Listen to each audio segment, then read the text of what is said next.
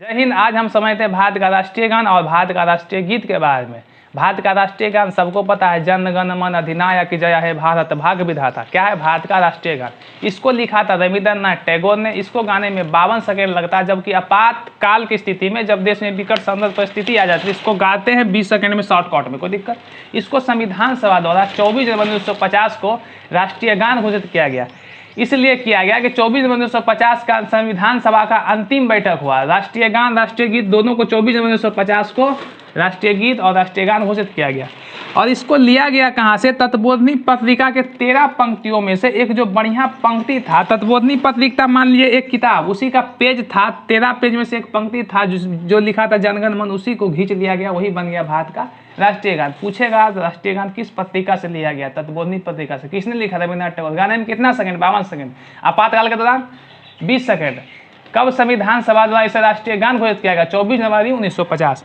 इसको सर्वप्रथम अगर गाने की बात करें, सर्वप्रथम राष्ट्रीय गान देखो कब गाया गया था? कलकत्ता अधिवेशन 1911। समझ रहे हैं मेरे बात को?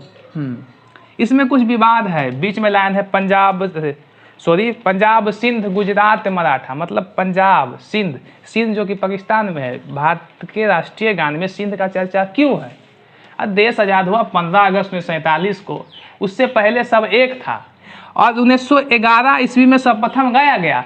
तो मेरा राष्ट्रीय गान कोई बोलता है इसको सुधार किया जाए, सुधार करने से बेहतर है सिंध को भारत में मिला लिया जाए। चलिए अब टॉपिक पर आते हैं। भारत का राष्ट्रीय गीत है वंदे मातरम। क्या भारत का राष्ट्रीय गीत? वंदे मातरम। कहा भी जाता वंदे मातरम, सुजलम फुजलम मलय शीतलम सस्य श्यामलम मातरम वंदे मातरम।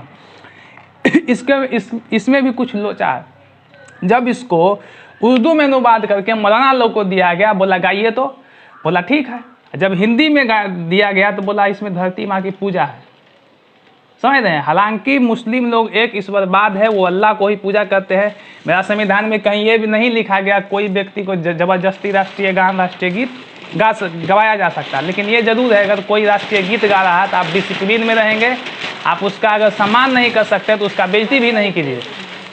तो अब बात करते हैं भारत का राष्ट्रीय गीत। भारत का राष्ट्रीय गीत को गाने में 65 सेकंड लगता है, बल्कि भारत का राष्ट्रीय गान गाने में 52 सेकंड। दोनों को मिला के रिलेक्ट करके याद रखिए, याद रहेगा। राष्ट्रीय गीत को 24 जनवरी 1950 को संविधान सभा द्वारा राष्ट्रीय गीत घोषित किया गया वंदे मातरम को, और राष्ट्रीय गान को भी 24 जनवरी 1950 को राष्ट्रीय गान घोषित किया गया। इसको लिया गया आनंद मठ से, जबकि राष्ट्रीय गान को लिया गया तत्वबोधिनी पत्रिका से। इसको भी कलकत्ता अधिवेशन में गाया गया था, राष्ट्रीय गान को भी कलकत्ता अधिवेशन में गाया गया था, बल्कि राष्ट्रीय गान को 1911 में 1896 रहीमतुल्लाह सियानी। अगर दोनों की वैल्यू की बात करें, हालांकि दोनों भारत का राष्ट्रीय गीत है और राष्ट्रीय गान है, अगर बात करें तो सबसे ज़्यादा वैल्यू राष्ट्रीय गान की है, जो कि झंडा लहराते समय हम लोग गाते हैं 52 सेकंड में, जन गण मन अधिनायक डिसिप्लिन के साथ एकदम। समझ रहे हैं?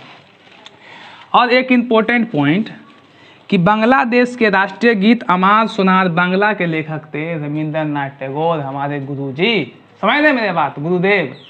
अमार सोनार बांग्ला का अर्थ होता है मेरे सोने जैसा बंगाल। तब तक आप इसका स्क्रीनशॉट ले सकते हैं। नेक्स्ट टॉपिक है अब भारत का राष्ट्रीय चिन्ह, राष्ट्रीय कैलेंडर।